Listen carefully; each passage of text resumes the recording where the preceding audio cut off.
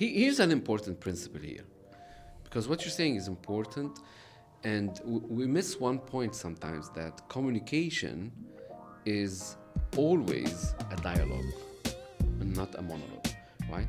And so even on a website, even when you're pitching your ideas, what happens usually is we assume that I have to make it a monologue. I have Yes. to go and tell, here's what I do, blah, blah, blah, blah, blah, blah. Exactly. But you should, even on stage, when you're presenting, always the mindset should be, it's a conversation.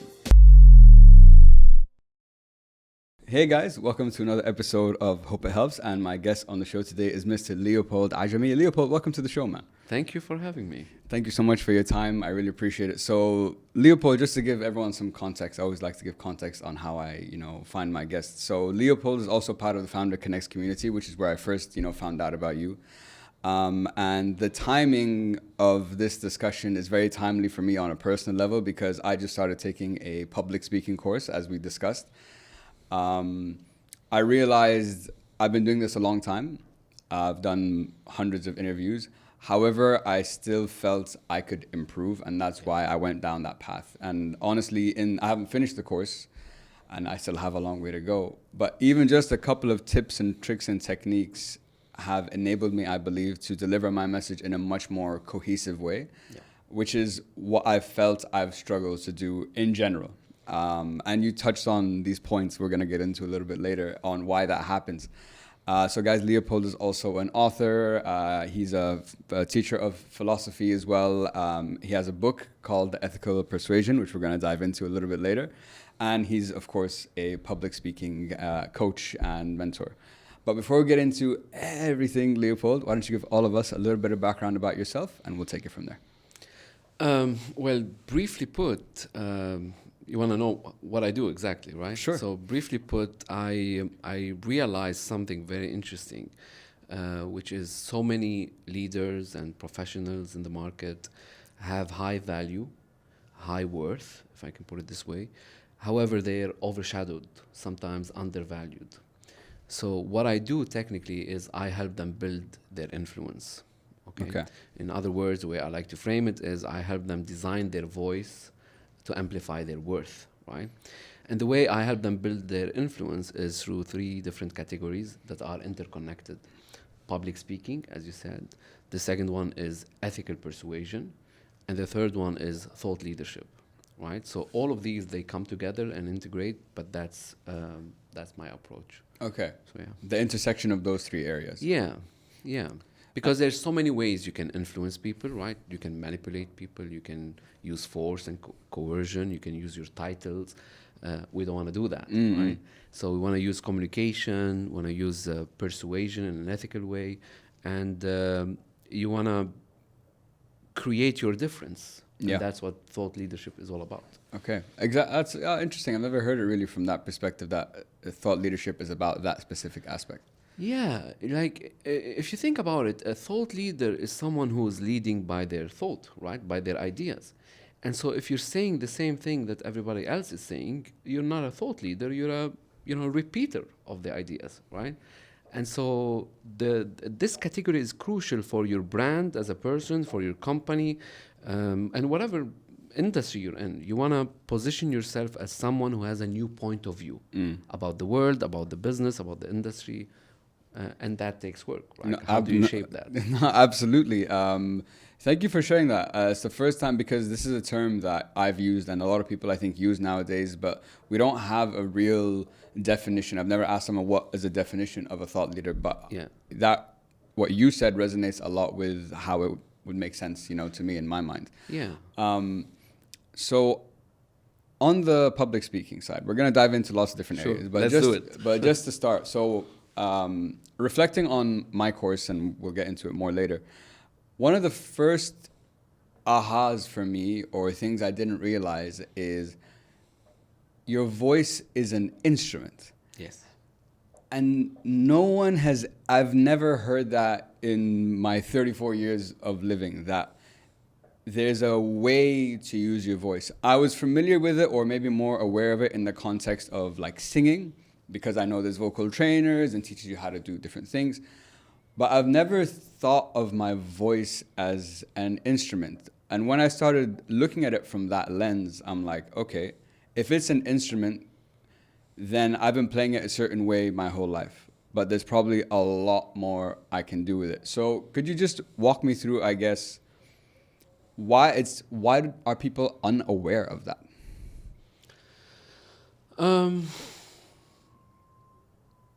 Why they're not aware? I think they are implicitly aware that their voice matter, but I don't think they learn the tool on how to use that instrument, right? Like if you think about it from a very basic perspective, that's your voice. When I'm speaking, that's my voice.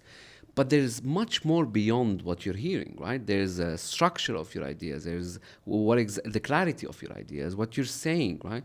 So I love the analogy of the voice as the instrument. However, I'm sometimes scared of the term voice, even though I use it, because when you tell someone your voice, I want to help you design your voice or use your voice as an instrument. Either they think about it as singing or about the delivery part, which is how to use my voice, how to raise it, how to pace it, the volume, all of that, right? And it's not about that, right? That's the consequence of clarity and structure and content and all of that. So yeah, I mean, it's we use our voice on a daily basis, but I always say the voice is the consequence of the clarity of your mind. The consequence of the clarity of your mind. Yeah. Whatever you're saying, think about it as a bridge. There's a bridge between your mind and your voice, right? So your role not just as a communicator, I think our responsibilities as human beings is to craft that mind, right? Shape and refine and sharpen that mind. And also create that bridge. So whatever we're saying, there's a bridge from our mind to our voice, and then from our voice to another person's heart and mind and actions and what have you. Very interesting how you described all those techniques or the way you can use a voice as the consequence, not the cause. Yeah. Which I think is very interesting. And you also said that you don't like using the term voice because you might have a misconception on what that might look like. So what do you think? I use it, right? I use it, I but know. I know why people sometimes misunderstand it, you know? What if you were going to redefine it, what would you say instead? I don't think you should redefine it. I think some concepts are there, like the voice, are there because they have specific meaning. What you have to do is create awareness on what it means, right? So I don't think you should redefine. It's like telling me, let's redefine love because everybody thinks love is blind. No, you know, that's a misunderstanding of what love is, you know. So we need to create more awareness about the meaning of the concept. The meaning of the concept. Yeah. Very interesting. Very interesting. So you mentioned in the past that you were terrible at connecting with people, but when I've seen, I've only seen, the maybe more recent work. So in my mind, can't imagine how that's possible. I also on the AUD podcast, I interviewed the vice president of CNN, and we were talking about communication. And she said that in order to become a better communicator, it first starts with a mindset of being willing and ready to change. What are your thoughts on that? To become, let me see if I got it. To become a better communicator, you must have the mindset that you're willing to change. Yeah, I agree with that. Even though, again, I think about it as a second layer, right? It's a crucial pillar, but it's not the foundational pillar, I think. So change of what, right? Whenever you're talking about change, something precedes that. What is it?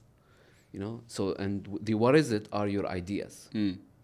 Maybe, let me clarify that. I think we were talking about, maybe I didn't explain it in the right way. It's more of the desire or the want to improve in this arena. Oh, from that perspective, yeah. It starts with the willingness before the technique. Everything. Oh, absolutely. Yes.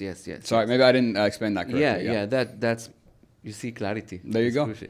Yeah. So yeah, absolutely. In everything, I think in life, you have to be willing to change, and you have to know, not just believe that actually you can change, right? Like we were talking about training, physical training before we started, and it's the same thing. You have to say, I want to change. I'm willing to change, and you activate your will.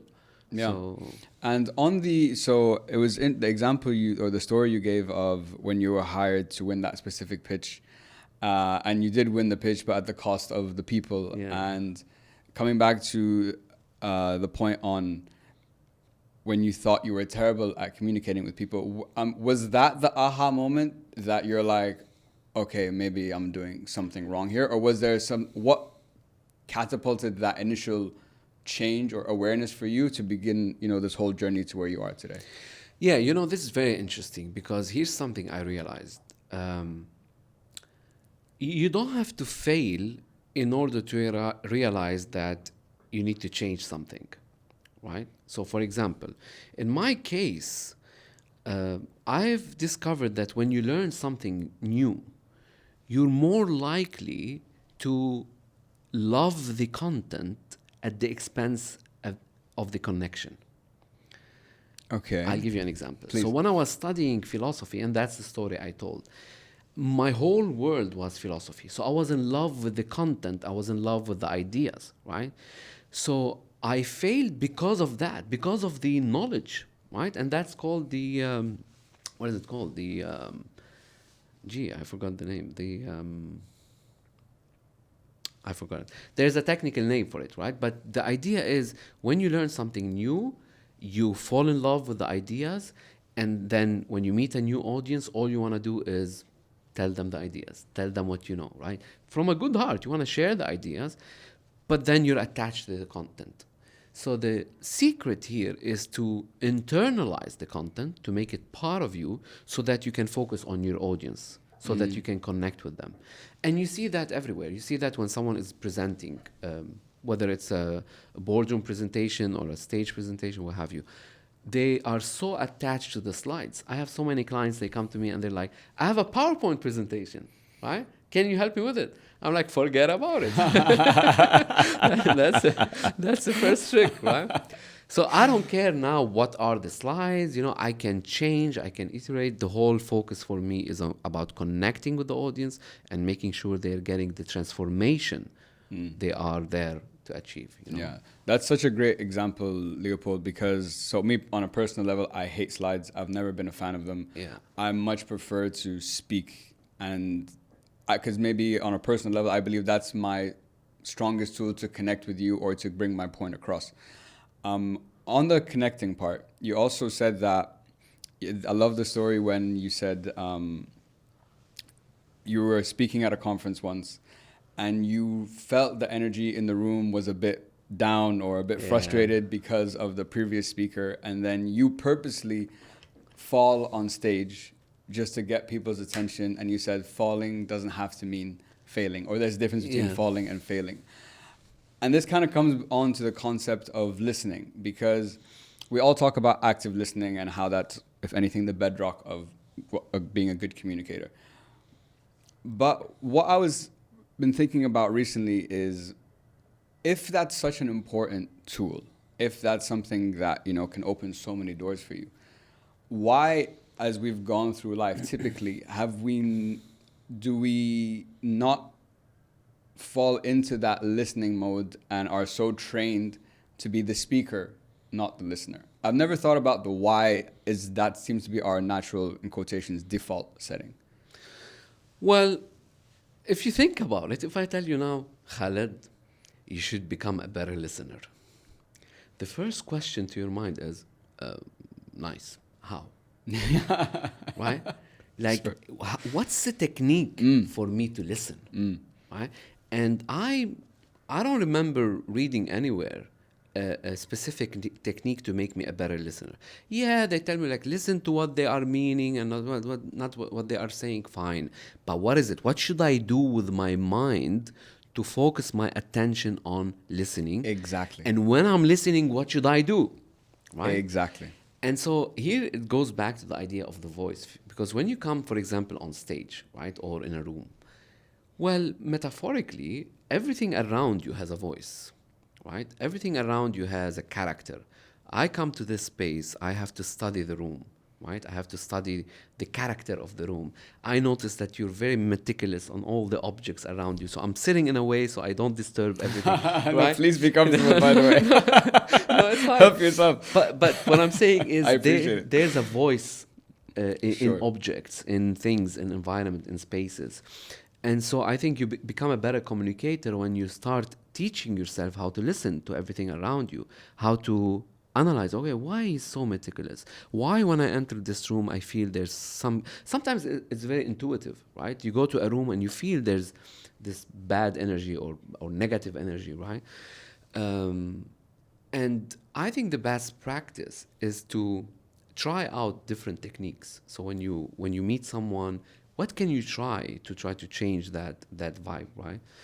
But yeah, the topic of listening is very hard. I have a couple of things that I do, but it's very hard, right? I would say philosophy helped me a lot, because one of the things I learned about philosophy is how to essentialize an argument or a whole thesis into its core. How to go down from the branches deep down into the core. And when you see the core of the message, you have clarity, and now you're listening, right? So you're talking to someone and they're telling you about the work, and they're not happy with their environment. And sometimes one question, are you saying that you're not really passionate about the job, or you're saying that? So you start asking questions that will help you understand, right? And go down to the core. Yeah. The character of the room, that's something very new to me. I've never heard someone, talk about that before. Where my mind goes from what you said is the concept of awareness, taking that time, whether it's a stage or whatever environment you enter, to analyze the energy, who's around, what's going on, paying attention to the details that maybe a lot of people are not paying attention to. And I think also what you said about that listening is it's like a mindset. Like, what should I be doing when I'm listening? What should I be focusing on? Because we all have that inner voice in our head that sometimes we'll be in a conversation, you'll be saying something, and I'll get a thought of like, I really, really want to tell Leopold about this thing, like right now. But if I interrupt you, now there's an art to it. There's time to do and there's time not to. So I'm not saying you always have to be quiet, but we get so excited that I have to get this thought out. But what if the second half of his sentence will completely change what I'm about to say? Yeah. So it's a concept of, I think, awareness, patience, and I think it also is, I believe when you give someone time to listen to them really carefully and you focus on them, it's an act of almost appreciation or an act of love. Sometimes that's how I've at least interpreted it in my mind. How would you look at it? Okay, so speaking of listening, while you're talking, I was putting into two categories what you're saying, and this could be an exercise for you. Exactly. Yeah. So the first category was the character of the room. So now I know I want to answer you about the character of it. The second is about which I forget now. No, about the character of the room, and the second one is about awareness. Yes. Right? So now I know I have to answer you on these two. So let me start with the character of the room. One of the great exercises I do is when I go to a presentation, let's say, right, I spend a lot of time talking to the audience before my presentation. Right? Now that's awareness, right? But I'm also fishing for insights. And I ask them questions like, why are you here today? What's the one thing that if you listen to, it will change your perspective? So I start asking them questions. I start learning about their stories. Many times I uncovered stories that I immediately injected in my talk, right? And when you do that, that person in the room will feel visible, will feel valuable, and will tell everybody else, that's me. That's my story. Yeah. You see? Which brings us to the second point on awareness. Awareness is meaningless unless you do something with it, right? You can raise your awareness. Yeah, I'm aware of that space. I'm aware of the people around me. But what are you doing with it, right? So one of the exercises that I do is whenever I raise my awareness, I'm aware of something, I observe anything. It can be an object or a situation. I write about it. Sometimes it's one line. And after I write a couple of things, I always do this exercise. I infer a lesson from what I learned.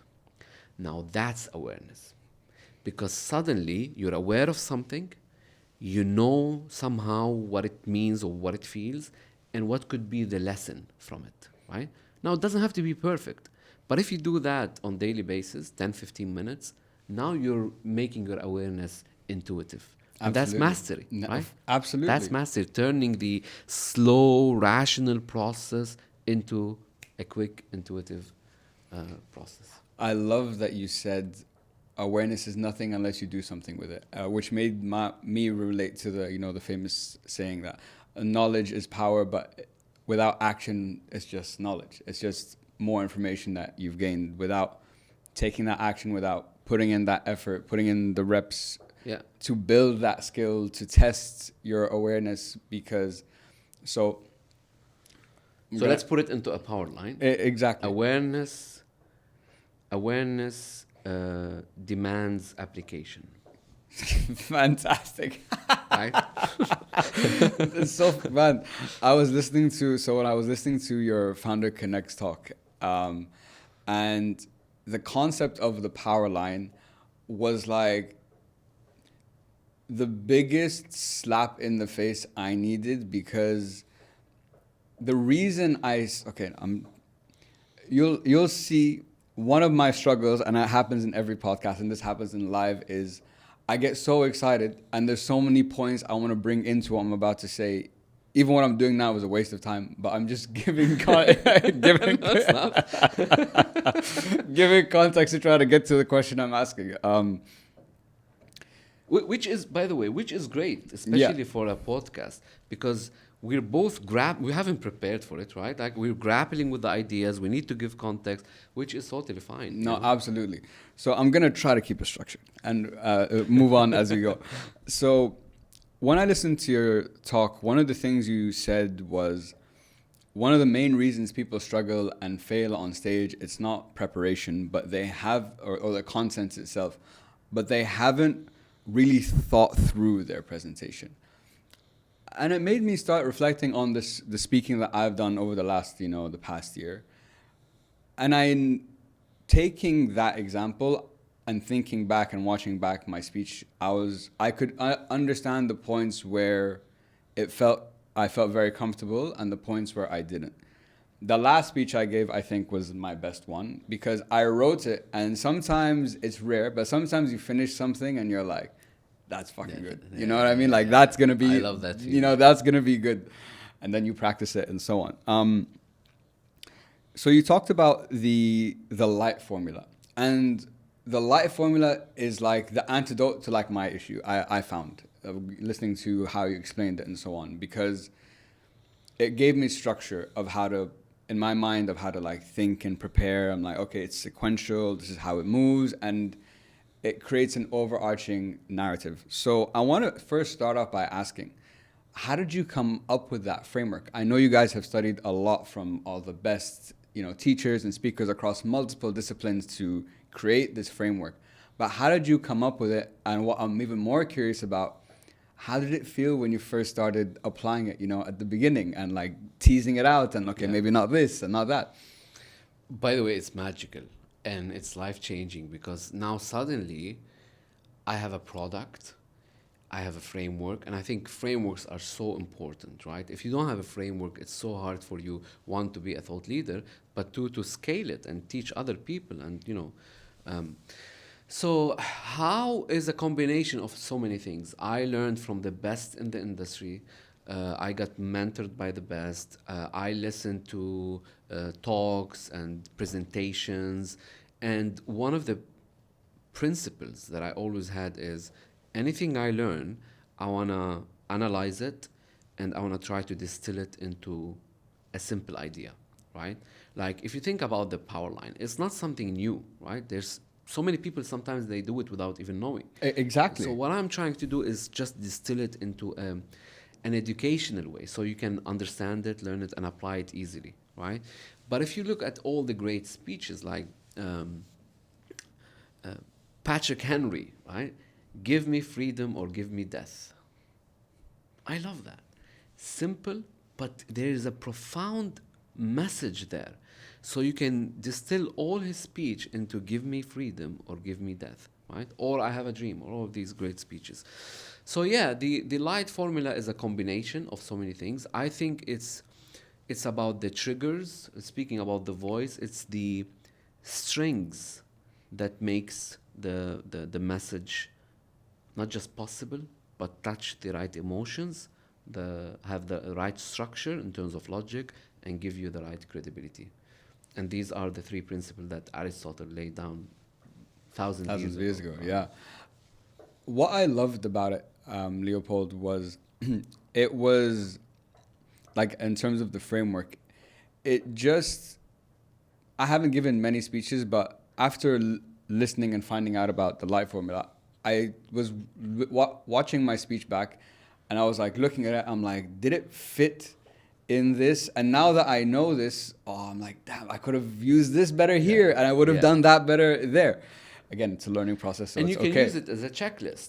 Exactly. That's why it was a very powerful tool for me to learn. So I wanted to come on to the power line in particular, because that concept is kind of the concept of the power line, distilling an idea into something very simple, digestible, that people can, relate to, is why I started taking my public speaking course. Because I realized that, and you maybe have seen it in this conversation, that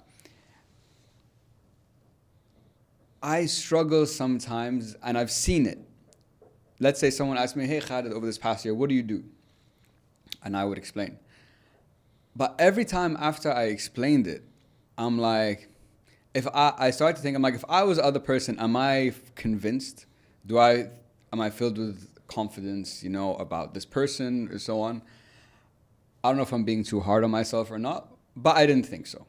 I'm like, this is a problem. This is something I really want to improve and get onto.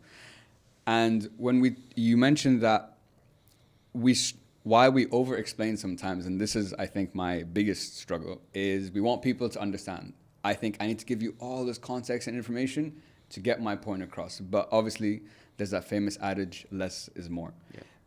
Now, that seems so counterintuitive.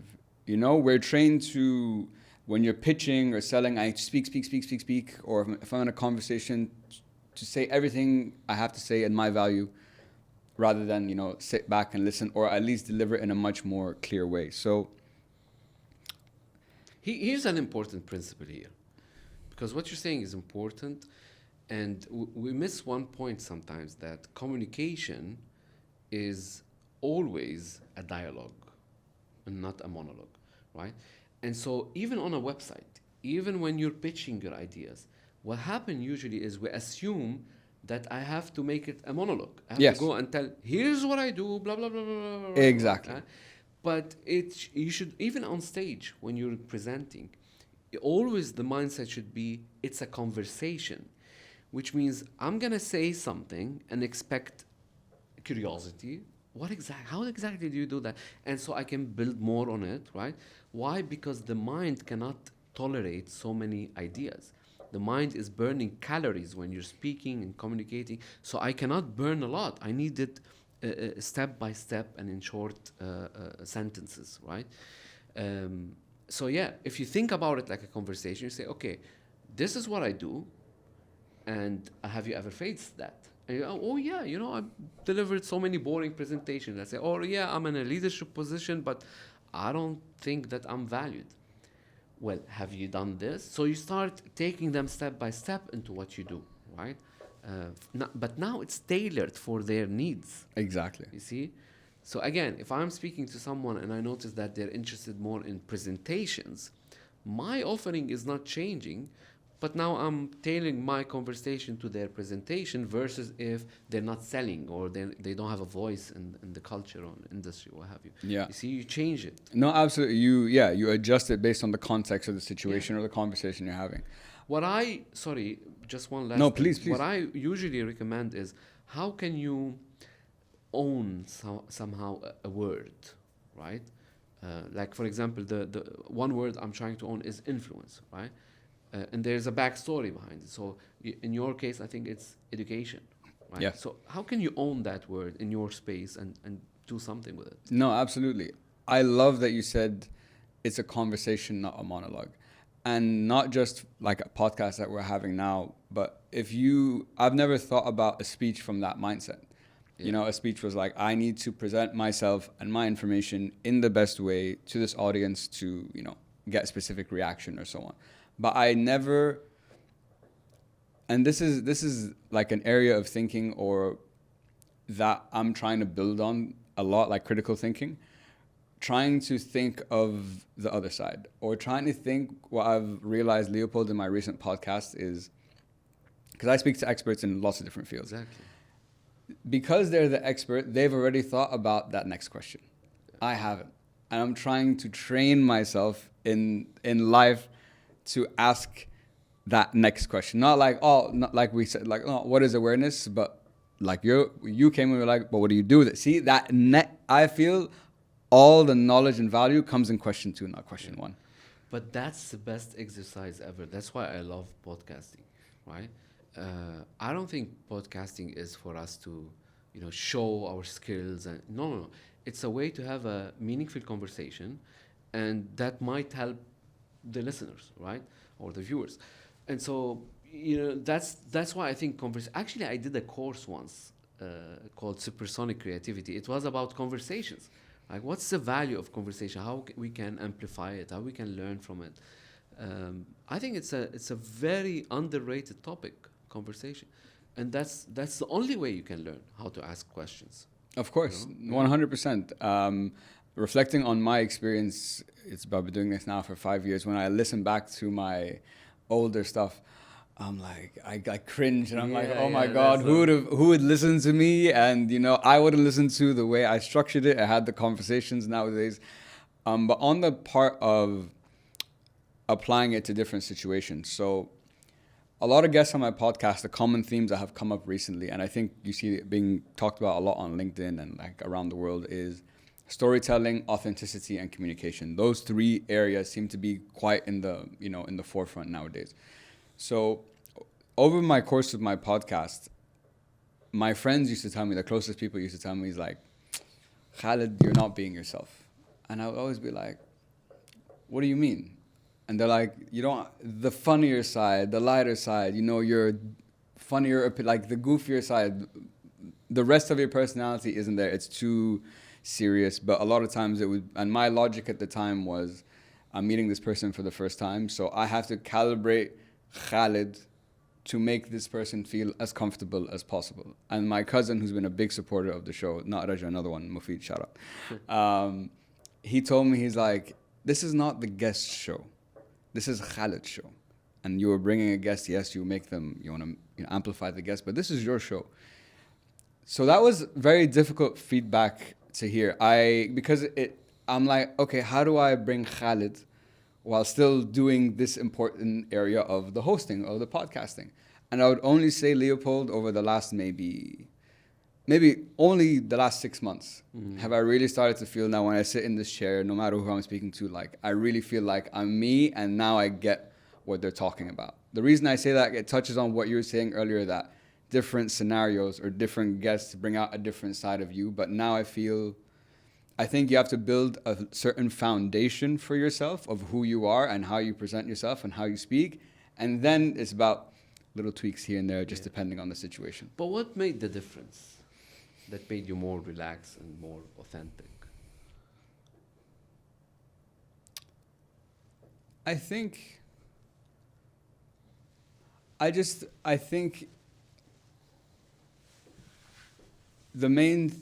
the disconnect I had in my mind, it had to be either or, and it couldn't be both. I couldn't be the good interviewer and, build the rapport with the guests and do all that and bring the completeness of my personality in that, because you don't vibe with everyone. You don't have that chemistry or connection with every guest. So my thought process before was I'll mute this, like more the other elements of me, to fit into a bubble that will make the guest feel as comfortable as possible or relate to me, give me my best chance of building chemistry with the guest. And once I switched my mindset, when my cousin told me it's your show, it just changed completely how I looked at it. I'm like, okay, I'm going to be myself. Doesn't mean I still can't do this, but I can definitely start to bring a lot more elements of myself into it. And honestly, it's made me enjoy podcasting even more than I did before. Yeah. Here's another tool you can do. Please. Which I learned from the science of persuasion.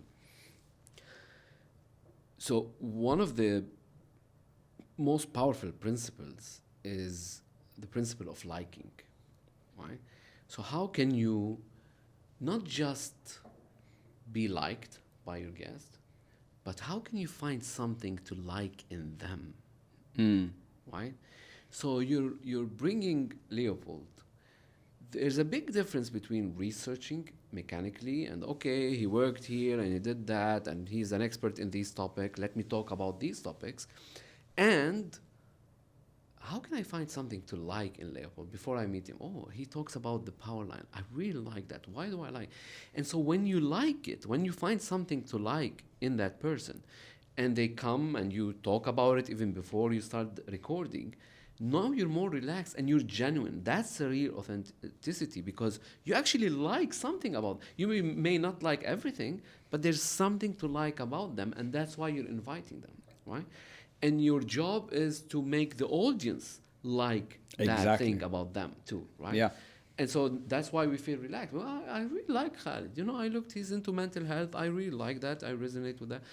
You see, and he knows someone whom I know as well. So I found that liking, even just for your guests to know, when I came to the building and I told the security that I'm coming to your place, the first thing he said, oh, Sheikh Khalid, he's the best, right? He's the most, he's a gentleman, something like that. I like that guy. I never met you before. I liked you before liking you or meeting you, right? Yeah. And so that's an important one. Yeah, I appreciate that, sure. that story. It's a very humbling story, because I just I try to treat people the way, I want to be treated. I'm not always great at it, as we're humans. But these stories make me feel, good that, like, okay, I'm not too bad. Not too bad. No, that you're good. Not too bad. You're good. That's good. And I love the point that you said about finding that thing to like in someone, because if you can find that, it's almost like fuel on the fire for you to build that rapport. Because my philosophy when it comes to podcasting is different than a lot of people.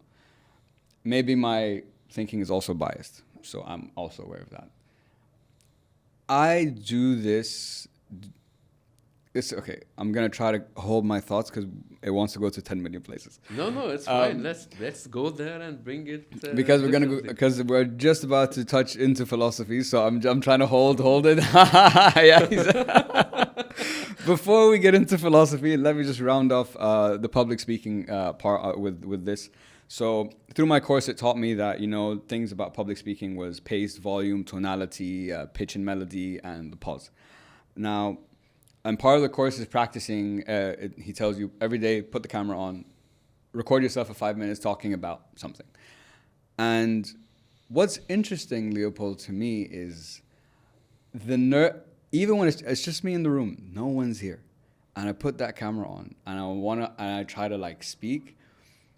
I've noticed how I have these nervous tics in a way. I lean from side to side. That's kind of how I deal with the nerves. The hands sometimes go a little bit too over the place. But it's fascinating to me that even when no one's there, I can still feel that with myself. So, and I think if you feel that when you're alone in a room, imagine on stage when it's amplified 10 million times. So what advice, I guess, would you give to someone like myself who is, I'm it doesn't bother me. I'm very aware of it, and through practice, I know it will get better. But what advice would you have to people who maybe feel like I do or have that nervousness of, turning on that camera? Okay, I want to challenge this idea. Sure. I think it's much harder to talk by yourself than talking to an audience. Interesting. Think about it. You're by yourself, you're going to feel like crazy, right? Enough self-talk is enough to drive you crazy. Like if you try to just talk to yourself, like without even speaking out loud, you're going to go mad and you're going to have so many different ideas. It's hard, right? So imagine voicing your ideas by yourself and you're practicing on the camera or whatever you. My daughter, when I'm practicing and she comes to the room, she, what are you doing? Yeah. It's hard. It's harder actually. But if you change your mindset, you say, oh, the more the merrier, right? I want to see more people because I want to have a conversation with people.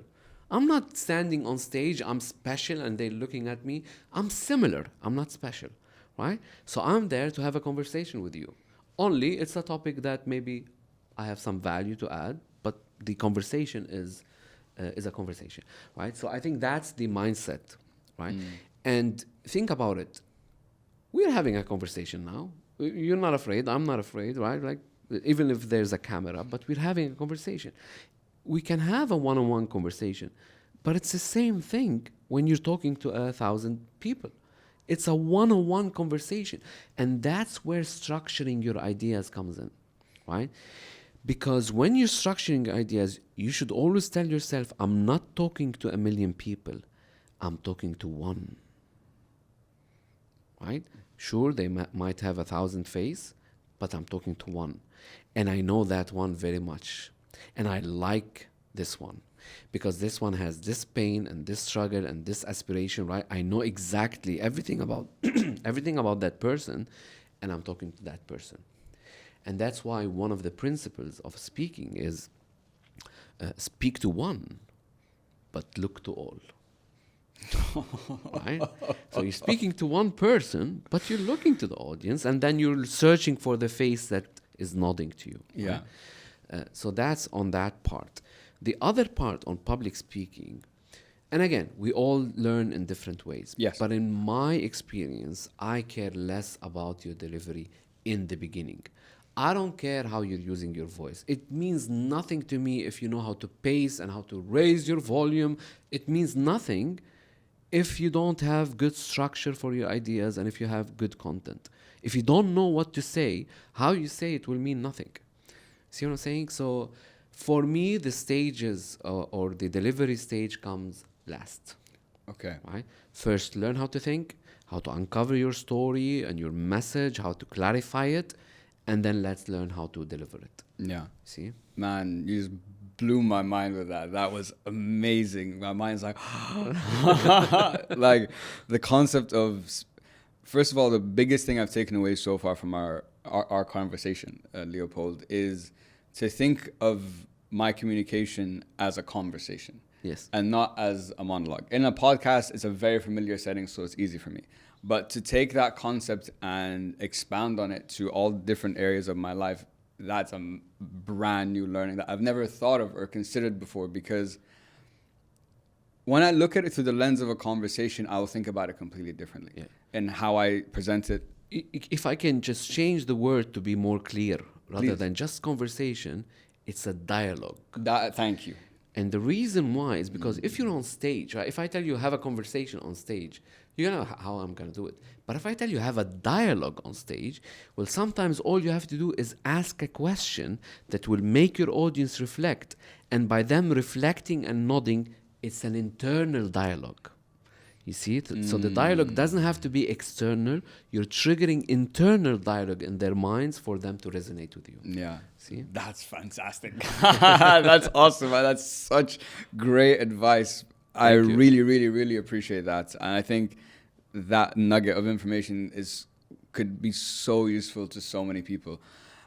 You talked about, to round off the speaking aspect of our conversation, the concept of practice. Now, I've been told, we've all been told, practice makes perfect. But listening to you, you said something very interesting, which you said, But if you're practicing the wrong way, you're just getting better at doing it the wrong way. Yeah. So if you bring that into the context of public speaking and the example I gave you of me practicing every day in front of the camera, how do I ensure that I'm practicing in the right way? And if I don't have an audience or someone like you to critique me on that, how can I judge it?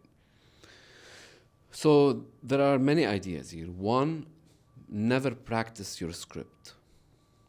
Never practice your script. Practice your ideas. I'll tell you how. Suppose you have a talk about the importance of podcasting, right? If you write a script and you spend time practicing your scripts, and let's assume that you have the best script ever, then you're tuning your mind to remember your script and to be just focused on your script. Back to what we said in the beginning, I'm focused on my content, right? However, if you practice your ideas, you're into podcasting, you love podcasting, you help your clients with podcasting, right? And you have conversations every day about podcasting and you refine your ideas and you refine the way you say them. You're practicing. That's the best practice ever, right?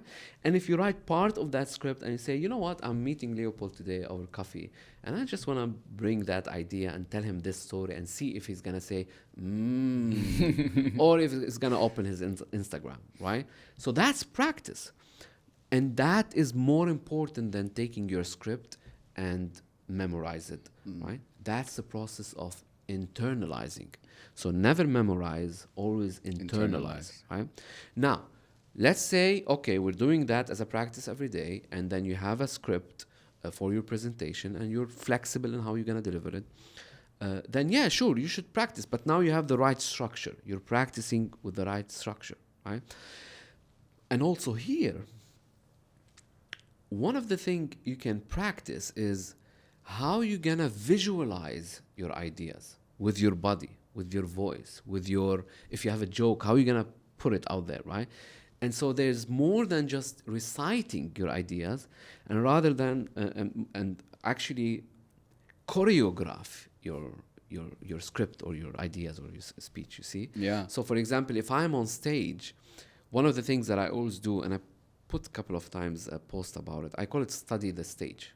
So I go early morning, even though I practice a lot at home, I go early morning to the stage and I study the stage and I say, okay, I'm going to choreograph my script. I'm going to start here and I'm going to draw a timeline. And if I'm talking about an important idea, I'm going to come to this space if, you know, the audience is receptive here. So I study it so that, because when you're listening more than words, right? Sometimes if I'm saying something important, I have to pause and look people in the eye and say, this is important. You're getting it from my eyes, right? Not just from my voice. So all of these come together when you have the right structure, a good content, delivery comes last. Delivery comes last. That's so interesting that, because I haven't reached that next level yet of studying a stage.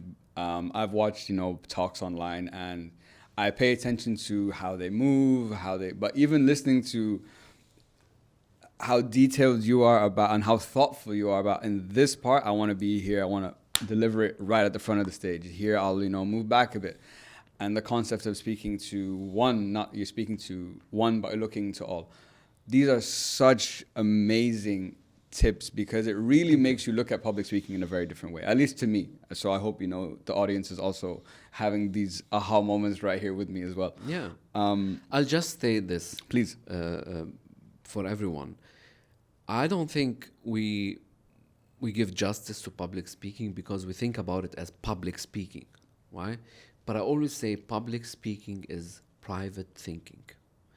If you know how to think and you clarify your ideas, then you're having a conversation with your friends, then why not standing on stage and delivering the same thing? It should be that simple, right? It should be taught in school. We should all be great public speakers. Absolutely. And unless you're doing self-talk, every time you open your mouth, it's public speaking, right? You're speaking to others. Exactly. That's such great advice, man. Really, really thank you. it's definitely given me a whole new lens of how to like look at conversations and speaking. And I love what you said, public speaking is private thinking. And when you look at it from that lens, it kind of takes that, at least the sting away from, you know, like, Yeah. oh, this is something I'm going to be nervous and so on. Of course, you need practice and there's so many elements that go into it, but I think I get what you're saying. Coming on to more of the philosophical part of the conversation, and to start off, so starting off with your book called Ethical Persuasion. Oh, It's by the called way, How to Hear Yes More Often. this It's is it, about guys. ethical persuasion. How to hear yes more often. Check it out. So it's about how to hear yes more often, and it's about ethical persuasion. Yeah. Now, I was thinking when I was doing my research, and I was thinking about this question because my background's in sales. I've taken sales courses, studied the psychology of sales, yada, yada, yada. When we talk about ethical persuasion, what's interesting to me is not the persuasion part, it's the ethical part. Because ethical persuasion, to persuade someone in a way, and this is why I want to really hear what you think, is a form of influence, or you can also look at it as a form of manipulation. Now, it's not malicious manipulation, but I think it's still a manipulation to a certain extent. So the question that I started to think about, I'm like, okay, what's the difference between persuasion, influence, and manipulation? Because it almost feels like in each of those, there's elements of the same thing. So I struggle to differentiate what that difference is, because the ethical part is the important part. Yeah. So I'm happy to be able to clarify this. One, because the topic of ethics is of highest importance to me, and because I look at it scientifically. Okay. Right? And this is a whole discussion we can talk about if you want. So for me, ethics is a branch of science. It's not just let's look at what everybody is doing or convention or what have you. But the second part is, I give the credit to my mentor and teacher, Dr. Robert Cialdini. And that's one of the reasons why I highly connected with his ideas, is because his approach is about being ethical while persuading and not manipulating. And let me explain how. So think about the big umbrella as influence. Okay. There's so many ways you can influence people. I can influence you now by giving you money, by bribing you, or by, let's say you work for me, by raising your salary, by doubling your salary, right? That's one way of influencing. People are influenced by money. Another way of influencing people is force, violence, coercion, right? Using my title. I don't want to do that. I don't want to do the money part. The third way of influencing people is what we call ethical persuasion, which is simply put, and we can talk about what makes it ethical, is understanding what makes people tick, right? How to change their behavior, and pursuing them to say yes to you by making sure they're winning as much as you are, right? So Okay. it has to be a win-win outcome. Mm-hmm. So 3 questions you can ask yourself to make sure your persuasion is ethical. 1, is it true? Right? Whatever statement, if I'm trying to sell you something, right? Is it true? Is it based on certain facts? Is it objective? If it's not, then you're fabricating it. It's false. It's not ethical, right? So it's simple. So for example, you said you're in sales. If you're selling, I don't know, a car, and you're telling your customer that this is the fastest car out there, and it's false, you're being unethical. True. The second question is my persuasion natural? And by natural, we mean, do the fact exist or I'm exaggerating them? So for example, suppose I'm doing a workshop today, and I have 20 seats left. But for me to trigger the principle of scarcity, I tell my audience, 2 seats left, Yep. 2 seats available. Very common. Right? Yeah. So what I'm doing is, there's a fact that there's limited seats, which are 20, but I'm exaggerating that fact to persuade you. I said there's 2 seats left. I'm being unethical. You see? So now, there's a way to say, you don't, if you say, if you see that 20 seats is not scarce enough, then don't talk about it. Find something else, but don't exaggerate it. You see? And the third part is it wise? Is it wise for me to persuade you? And by wise, we mean, is it beneficial? Will it be a win-win outcome, right? So if I'm selling you something, I want definitely your money, but also I want to make sure that you get the benefit, the value of my product. If I'm cheating you, if there will be no win for you, then I'm being unethical, right? And now you can apply that to any situation. And you can look at what manipulators do. What do, manipulators? Well, one, they change the information. They falsify information. They're not being objective. They sometimes exaggerate. They tell you, well, if you learn public speaking, your life will change and you become the richest man in the world. No, you're not. Mm-hmm. Right? I'm exaggerating it. And if I don't give you the value of what you're paying for, then it's not a win-win. It's a win-lose. See? Yeah. And that's manipulation. Yeah. And I think ethics as a science should be that simple, right? I don't need anyone to tell me what makes something ethical. If I can understand it from a science perspective and I can prove it, then I can live by a code of ethics that is pro-life and, help other people and help me. Mm-hmm. See? Very interesting how you made that distinction. When you explained those three questions, is it true? Is this factual? And will this person actually win or get the value? Is it true? Is it natural? Natural, Is it wise? Is it wise? When you were asking those questions, I was starting to reflect, on my previous experience in sales and whatever. And I have to hold my hand up and be honest. I probably at points have not been, well, it depends how you want to look at it. If we're going on purely the law of ethics, no, then I probably was unethical at times. And it's normal. You know what I mean? Sorry, just one point here.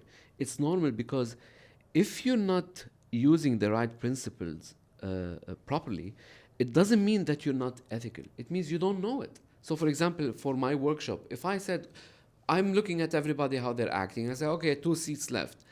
Okay, it's unethical, properly speaking, but I don't know it. And that's why our role is to raise awareness. One, to defend you from manipulators, and that's why you need that science. But two, to raise my awareness and start using it properly. Yeah. Because if I use it improperly and I get caught that I'm lying, I'm not going to be able to do business with you anymore. 100. Your credibility, you only get one shot with that. Yeah. And that's, as they say, the credibility is priceless. Very, very interesting. I've never heard anyone give me that distinction before because I understood what manipulation was, but once you gave me those questions, the framework, the lens to look at the difference through made it a lot easier. And I love what you said, that if you were doing it before, it's fine, but you didn't know. But now if I know, and now I do know, and I am doing that, then I'm being unethical. And that's something you have to be, honest with yourself about. So philosophically, there's one idea, if you place it in your mind, you'll understand not just how to think about manipulation, but how to think about anything that is unethical or evil, right? Every time you evade, escape, or change reality, you're being unethical. Evade, escape, or change? Or falsify reality, okay. Right? Okay. You're being unethical, right? So if I'm evading the fact that I don't have 10 seats left or 2 seats left, I'm betraying reality. That's not real, right? Mm-hmm. And ultimately, I'm being unethical. Why? Because I'm betraying you. Mm-hmm. See? So that's, I think, philosophically, that's the benchmark. What do you do with reality? What do you do with the facts of reality? Do you manipulate them? Do you change them? Do you evade them? Do you not? Okay, they will not know, That's the benchmark. So what could you give me? So the change, I understand. Avoid also makes sense. Escape. Could you give an example of how you escape reality unethically? That is an example of that, because I didn't really understand that one. Okay, I'll give you something about another topic. Suppose you have a friend. Suppose one of your values is loyalty. Okay. And one of your friend is always cheating on his wife. You can see the fact of reality that he is a cheat. But you're always telling yourself, well, but he's cheating on his wife, not on me. That's what I would say. Honestly, that's what I would say. And that's how you are escaping reality, and you're going to pay the consequences, right? Mm. If that person is cheating on supposedly his highest value, which is his wife, then why wouldn't he betray you? True. Right? Now, we all make mistakes for sure, and the point is we can correct them. But if that is something continuous, then wait a minute, I'm escaping the facts in front of my eyes. Right? I'm seeing the facts in front of my eyes, and I'm saying, I'm going to put a blinder. I'm escaping reality. I'm evading the facts. I don't want to act on them. Okay. So you're being, and notice, the idea of being unethical is not only towards others. You're being unethical towards yourself. Exactly. You're betraying your values. You're betraying your reality. See? Yeah. No Or one. reality as such. No, of course. No, 100%. So interesting. That distinction really has given me a brand new way to like approach this or look at it. And even moving forward, I will take these lessons into my future pitches, my future conversations, and so on, because I think, and I love what you said about being unethical, not necessarily with the other person, with yourself. And I think the relationship you have with yourself is one of the most, important relationships, and the one that you need to work on the most. I know you have, a routine in the morning, you get up and you read and then hit the gym, whatever. I have a routine too. And I'd say only over the past year have I finally reached a place like internally that at least we've built a good relationship. Yeah. There's a good foundation there. Yeah. There's always going to be areas to work on, but the underlying foundation is pretty good. Now, on philosophy, you mentioned that it changed your life. And from the sounds of it, to me, it seems like it opened your mind to the questions that we all struggle with, or have given us, or maybe why we struggle in life, because we don't have structure, which has been a common theme, not only in the public speaking side, but also in our conversation today. So I want to understand from your perspective, from your words, that experience of falling in love with philosophy. And you also said earlier that you loved the content, but you weren't living it. And then you started to teach it. So I'm curious, how did it, like the evolution of your philosophical journey from falling in love with it, how that affected your life, to then teaching it, and what did teaching philosophy show? Did it change your perspective about it? Did it give you a new lens to look at it from? Because I think the teaching part is a very interesting one. Oof, that requires a long answer. Take your time. Let me make it brief. So I fell in love with philosophy because suddenly I was able to say, now I know why. See? Now I know why this is true or this is false. Right? And this, because I used to work in advertising, I used to be a creative director. And one of the things that always fascinated me is, so obviously I'm fascinated with ideas and creativity, but is the methodology. Like, what's the process of coming up with ideas? The how. The how, right? And in philosophy, that's called epistemology, which is the theory of knowledge. How do we know that we know, right? How do I know how to develop these ideas, right? Should I wait? Like I had a I can say now silly routine long time ago, which is I would go, if I want to come up with ideas, and I would turn off the lights and I put some candles and I would wait for the muse to come and inspire me. And now as a routine, it's nice, it puts you in a certain mood, but there are no muses. No one is coming, right? No one is coming to you. So you have to understand and learn the methodology, and the more you do it, the more it becomes intuitive. So that was my first aha moment in philosophy. But then also I realized that everything we do and all the ideas that we come up with and all the stories are actually built on philosophical foundations, right? From all the greats like Aristotle and Plato and you name it, right? And so what happened is suddenly I was able to make connections. If you're talking about something, I can see, your view of this or that policy, economic policy, is rooted in your view in this political ideology, whether you know it or not, and is rooted in your code of ethics, and is rooted in the way you look at life and how to know about life. So I could trace back your existential theory from just you telling me about why you think humans have rights or not, for example, or why this economic policy works or not. And that journey, that mental cognitive journey, helped me see things differently. And that's why I'm an advocate of teaching philosophy to kids now. Here's the challenge. Philosophy can be boring, and I think we should change the way we teach it. And that's what I started doing when I started Novel Philosophy Academy. It was all about how can we design our philosophy in a simple way so we can live a better life. That's how I started. Right? Now, the teaching part is simple because it takes time to internalize big ideas. Right? 100%. And so if I was going, for example, and doing workshops, let's say on mental health or love or friendship or, how do we acquire knowledge or what makes something ethical. And technically what I was doing is just having slides, having what other philosophers said, and just teaching, students or even professionals these ideas. And so there's lack of connections, right? Yeah. And so when I changed that, and there's a story how I changed that, but when I changed my perspective, everything started falling. Now everything I do is philosophical.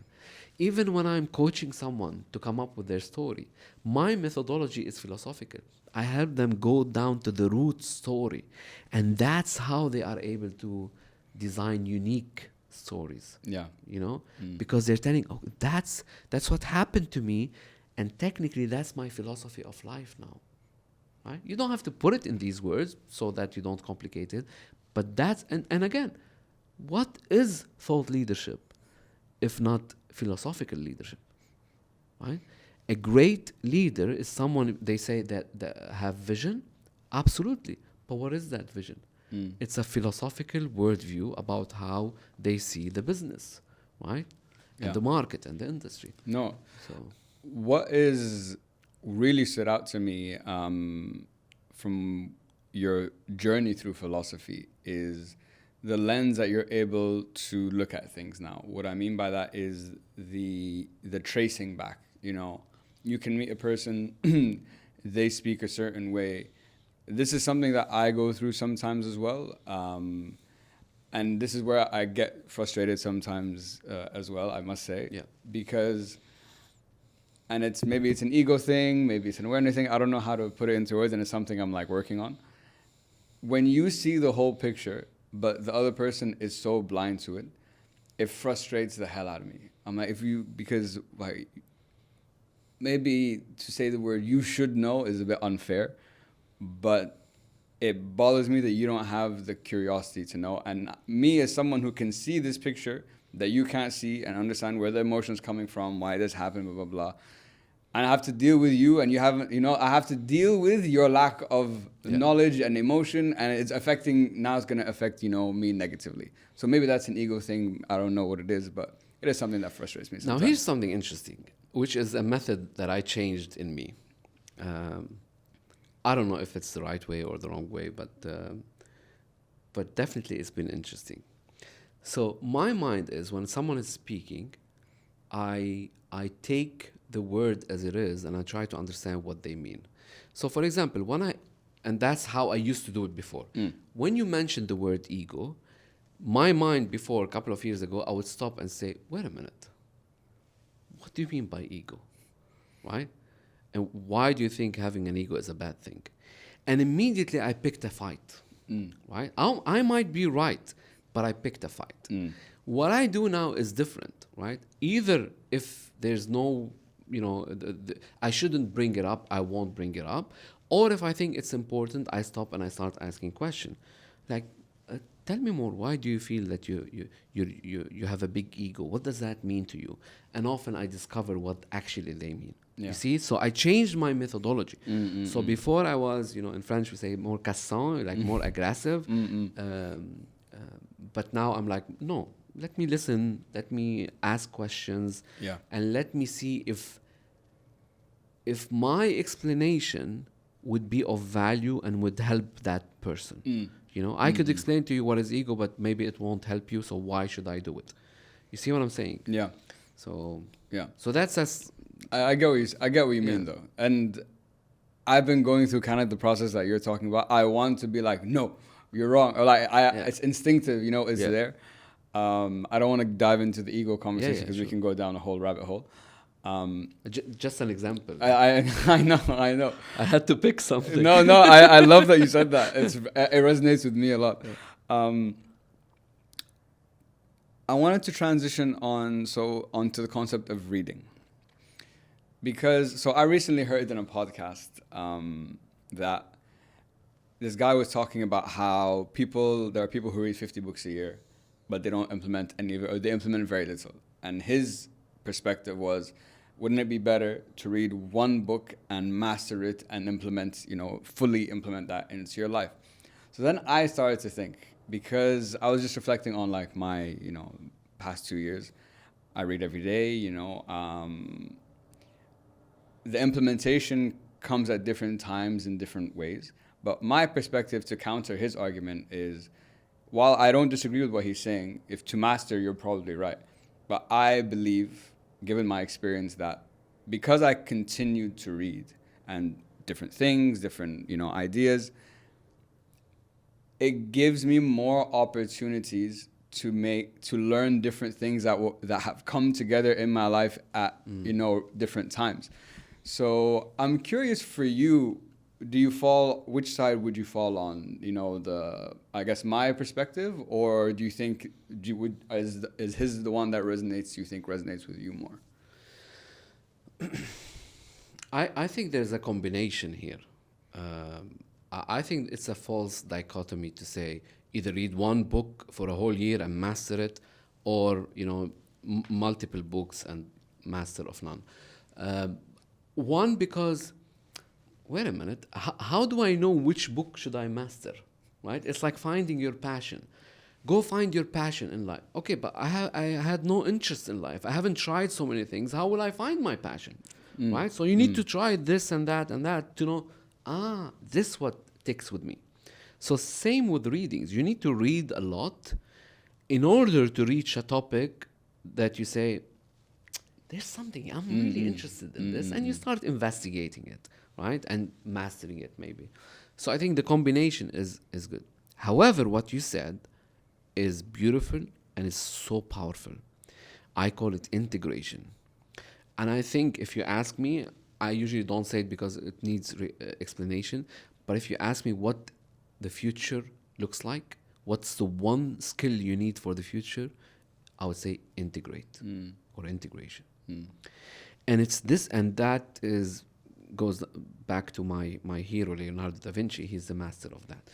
It's the ability to learn multiple things, but then integrate your learnings, combine what you learn into something new. Absolutely. Right? And I think that's the ultimate skill. So if you can, master, let's say, public speaking. And then you say, okay, I'm going to read novels and art and I don't know what, watch documentaries and find an integration, find I can combine together and then come up with something new or a new passion, then Yeah. Yeah, I think I like what you said, that don't look at it as a dichotomy, like it has to be either this or it has to be either that. No. It's probably a combination, if we're fair, it is a combination of both. I know that you love reading novels. I love reading. You love reading, full stop. Yeah. But you and in the podcast you were talking about how novels is something that you like them, and it made me start to think, because just to give you context, I only like reading personal development books only. I've read one novel earlier this year, but it was maybe the timing of when I read it or the reason I read it. It felt like a personal development book through a story, so it was okay. Yeah. The reason is I'm not reading for pleasure. I'm reading for learning and efficiency. So why I love personal development books is because as I'm reading, I'm at the same time reflecting and thinking like, oh, I am like this. Oh, this is actually me. This is my problem. Oh, this technique. Oh, I really want to use like this technique now. I feel like I'm going with it as like I'm reading, which I love, and I'm like learning and improving in the process. Novels, in terms of a story, it doesn't interest me as much because that's not my motivation to read, which is why I think I've steered away from it. Now, I also believe that I'm a big advocate of just read and learn anything and everything because you don't know how things are gonna integrate together. So, what would you say to me on the whole novel aspect? Should I be reading a couple more novels? Should I not? What's your perspective? I guess I'm really curious. Do you want to live many lives? Sure. Do you want to see what kind of choices you could have made in your life and you could make still? Yeah, it sounds very appealing. Yeah, that's the power of novels. So I'm an advocate of reading full stop, right? How-to books, personal developments. Now the one problem with over reading technical books is, okay, for example, I listen to Audible audiobooks a lot. And if I find a self-help book or a technical book, a non-fiction book that is helpful, I don't want to say master, but learn the technique, right? Like, what's the technique? And that takes time. It means I cannot jump to another how-to book because it's going to take time, Yes. it's messy. Yeah. So there's a time for everything. However, I think reading let me rephrase. Not all reading should be for efficiency and mastery. Some should be for pleasure, just like life, right? A life of constant work and constant obligation and productivity without pleasure is meaningless. Fair. Right? So we need pleasure. And this is what art gives you as in fiction, right? It gives you the pleasure. It gives you a projection of what could be. See? Yeah. So if I'm reading this novel, and even if it's a love story, right, or a detective story, I wanna transport myself into that story and ask myself, who would I be in terms of character? What will I do, right? But even more than that, stories are about problems, right? And good stories are about big problems that have big things at stake. And what is business if not about problems? What is innovation and productivity if not about solving problems, right? Yeah.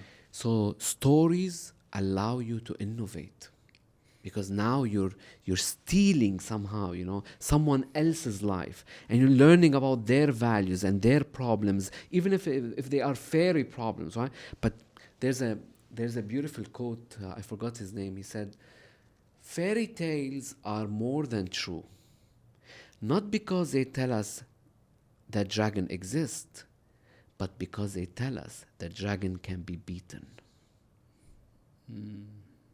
I love that. And that's what you learn from stories. Very, very interesting. I think you're the first person who's given me a compelling reason to consider reading non-fiction, but like fiction books and novels.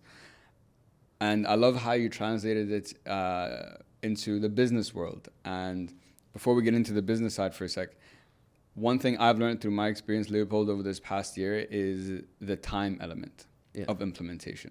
Yeah. I've read many books. A lot of them say the same thing. A lot of them, but each one comes with a different, approach or whatever. And then I have like a list of maybe 100,000 things I want to implement into my life. But the implementation, some come right away, and some have come almost when I needed them to. I think the time factor in growth and improvement, learning, communication, the time factor is a significant thing to consider. And we need to give ourselves enough time. Yeah. Because through the reading, through implementing this, implementing that, and the reason I say this is because I recently started working with a coach. And he's really pushed my thinking to really go to level 2, which I mentioned earlier, where I'm trying to get to. So it made me really rethink this podcast and, my positioning and my business and myself anyway. And only yesterday, it was the first time in like a long time, I truly had one of those like a light bulb, like it just went off like, Yeah, ding! it takes time. Like, but it took a long time to get here. Yeah. And now that I have this new thing, I'm like, I can't wait to, go down this path and explore, what this is.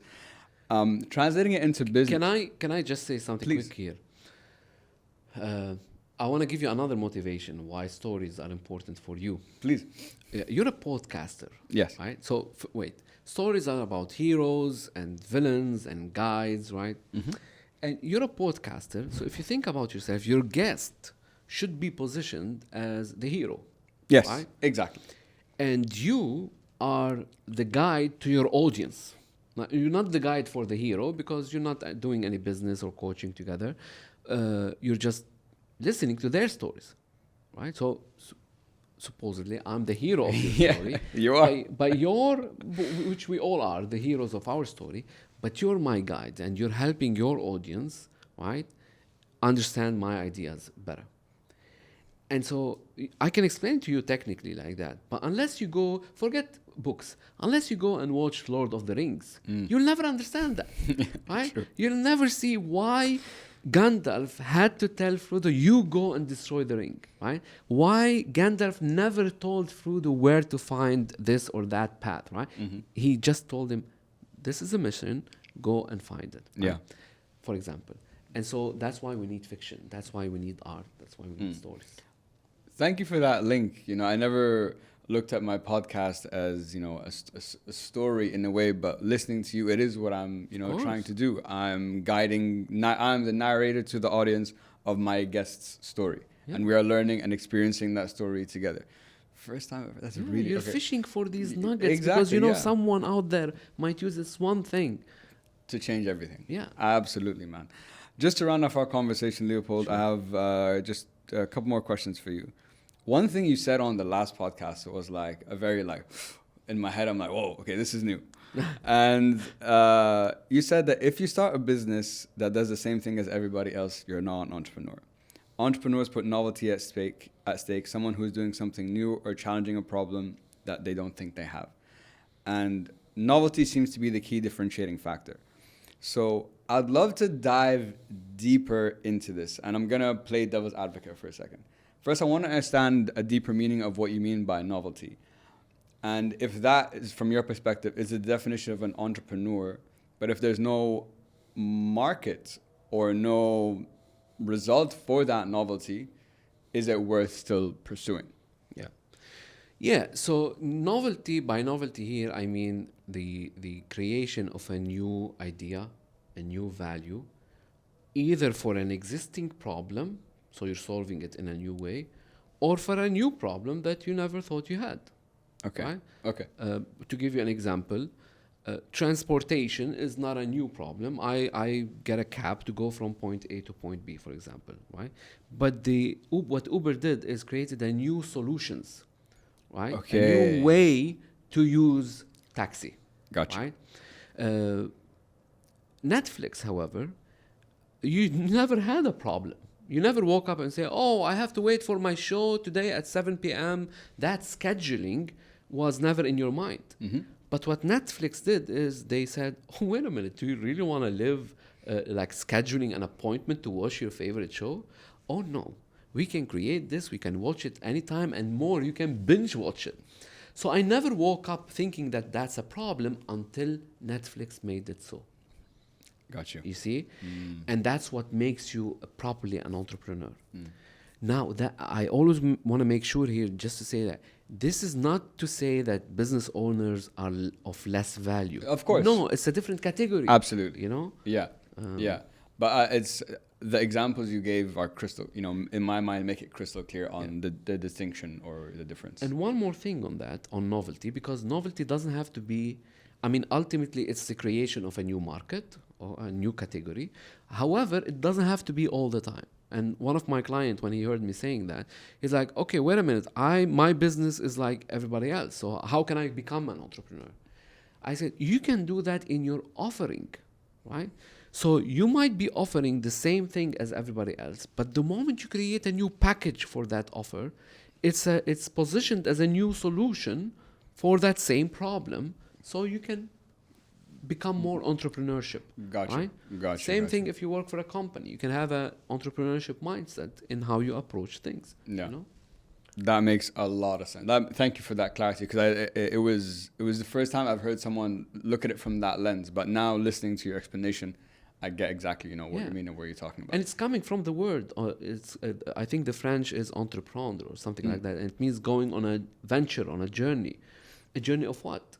Right? You have two pockets. One is your capital, but one is your idea. Yeah, of it's course. a challenging idea. So Absolutely, man. Leopold, this has been like really wow. What a Thank you. conversation. I've really enjoyed it. I just have two more questions for you. Sure. These are questions I ask all my guests.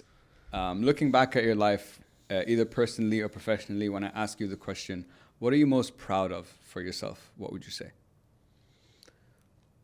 I have one. I hope it doesn't require much explanation. I'm so proud that I never had to betray my value. I never had to betray my values. That's massive. It's that you're the first person I've ever heard say that, and I'm gonna speak honestly myself. I don't even think I can say that about myself. Oh. Well, I thought deeply about that, right? And I'm like, I made a lot of mistakes in my life, but I never betrayed the values that I strongly believe in, right? Okay. And by betray, I mean sometimes you might make a mistake. Like, let's say one of your value is honesty. Sometimes you might lie, but it's what you do after that lie that reflects whether you are betraying your values or not. You see? So we all make mistakes. It's not about the mistake. Yeah. So what you do after these mistakes. Okay. No, that makes a lot of sense. That's very powerful, man. The fact that you feel that, honestly, I'm jealous, because I don't think I can. I can say that too. I think I've made mistakes, and we've all made mistakes. Yeah. But I can honestly say there are probably times at different phases in my life where I did betray that value, and it never felt, good. Yeah. But again, it's an evolution, it's a process. So, like you said, it's what you do after that matters. There's a writer called Edmond Rostand. He said once, "I'm too proud to be a parasite." I love that. I love that. I love that. Right? That speaks volumes. I'm really, too proud. That's a power line right there. Yeah. I strongly feel that, and Yeah. I work on that independence, and I help my client with that. I want to be too proud to be a parasite. That's awesome, man. I really respect that. Thank and for my last question, Leopold, what is the message you'd like everyone to take home with them today? Oh, that's a tough one.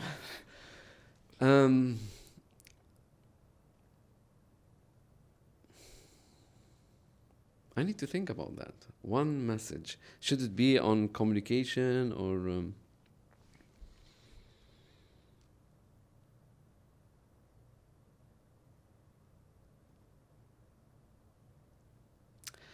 If I can leave you with one message, it would be this.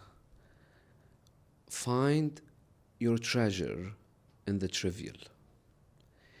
And what I mean by that is there's so many trivial things around us, so many trivial objects, so many people we take for granted, so many trivial scenarios, and we usually don't think much about them.